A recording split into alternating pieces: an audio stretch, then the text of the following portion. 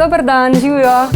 Kar izvolite se usesti. Dober dan. O, gospa Snežana, zdravo. Kako ste?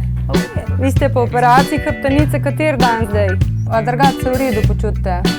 Ja, sicer po teh tabletah.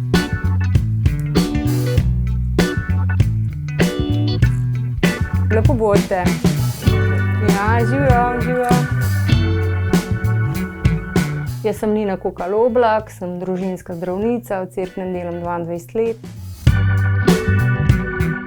Vsak dan se peljem čez prelaz Kladje, ki je skoraj 800 metrov visok. Prihajam z Gorenjske na to severno primorsko stran in najlepše je poleti, ko zagledam tole cerkljansko idilo narave, ko vidim Porzen, ki je obsejan že z vzhodnim soncem, drugod je še tam, ali je pa megla v dolini in si rečem, mater, imam jaz srečo, ko delam v teh lepih krajih.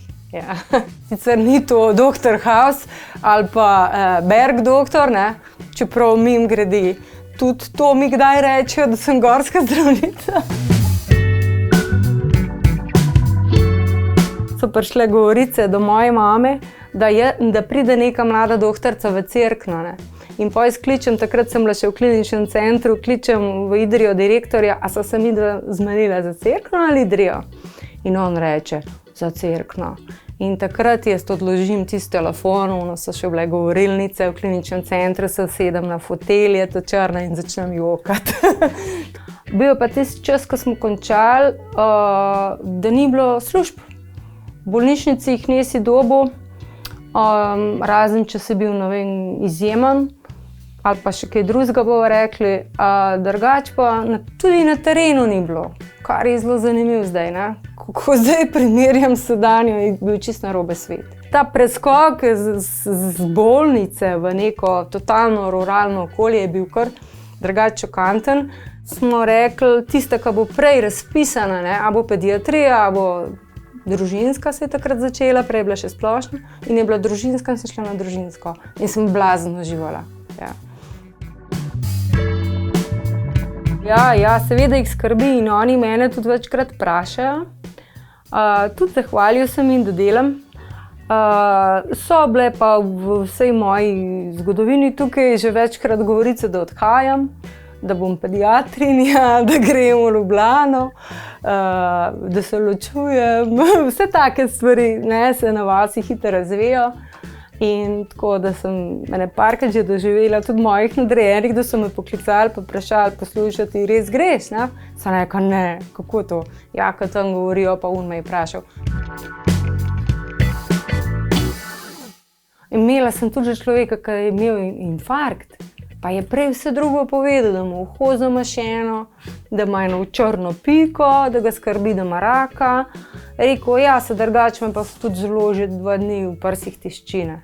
Tako da pridemo sem, ne, in pa je bil infarkt in s helikopterjem šel v Ljubljano, ne. Tako da komunikacija je naše glavno orodje. Prva stvar.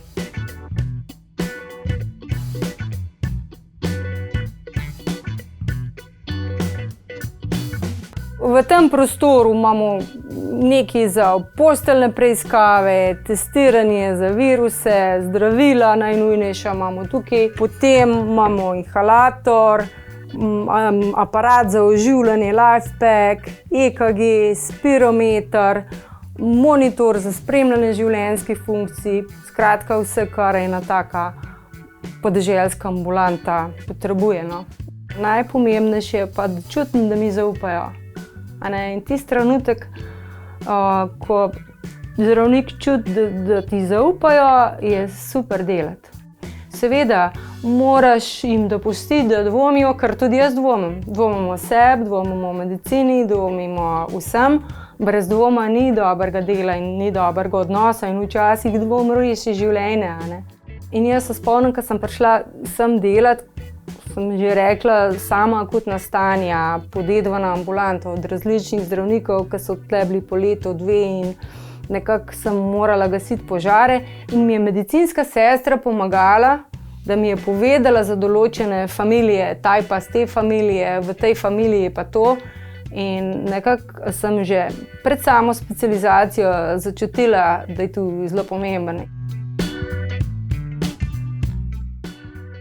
fajn mi je, ko sem mentorica, pa pridejo pol študenti, večletniki, super, tale v ambulanto in pol, sploh še je gužva, pol malo manj govorim in bolj gledajo in sami jih vključimo, okay, in to jim je super, ne. In na tak način smo pridobili vse specializante skoraj, ki so pri nas videli na tak način, da so bili pri nas kot študenti in potem, ne.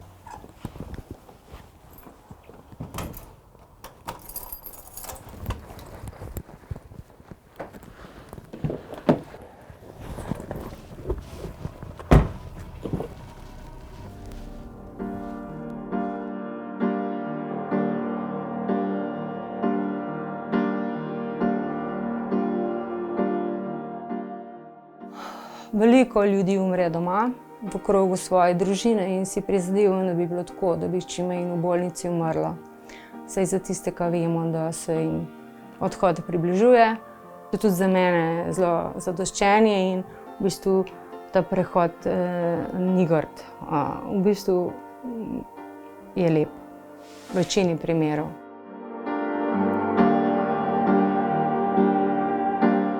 Nikoli ne veš, kdaj boš pač del takih zgodb, se ti pa nekako vtisnejo v dušo.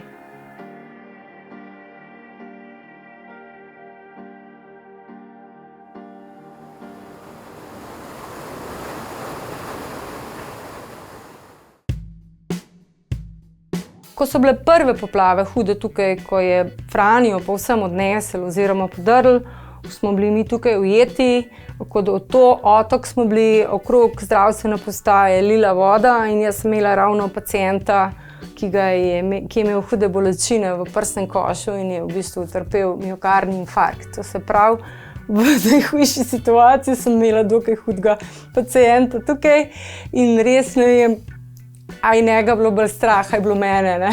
Ampak smo rešili situacijo. Takrat, ko je voda odtekla, so ga pol prišli iskat in smo šli naprej v Ljubljano in je se dobro izteklo. Drugače pa velikokrat nam pride na pomoč tudi helikopter. K sreči zdaj malo manjkrat kot včasih.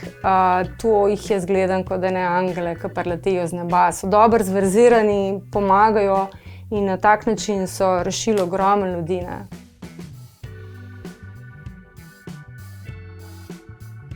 Včasih, ko sem res utrujena, se spomnim na tisto situacijo in si rečem, da so oni zmogli, bomo tudi mi malo zdržali, ne.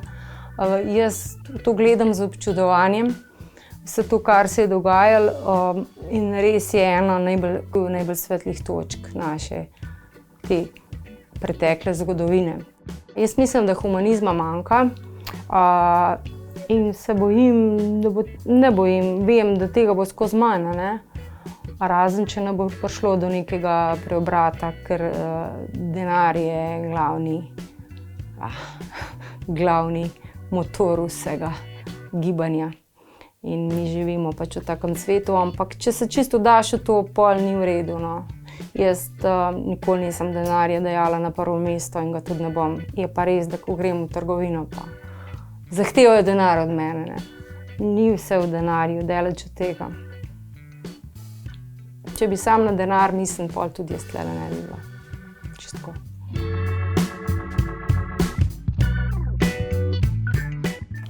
Mi v bistvu živimo zgodbe svojih ljudi, ne.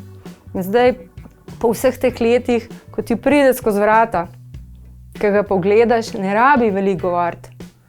Vidiš, da je nekaj z njim narobe, ne? Da je malo drugačen, kot je vedno, da se ne posmeje tako in pol. In tudi, če je pritisk vse v redu, vse te meritve, ne? Vse te tehnične zadeve, veš, da se pa mu nekaj dogaja in pol iščeš. In prav iskanje in pa ta diagnostika sta meni the best.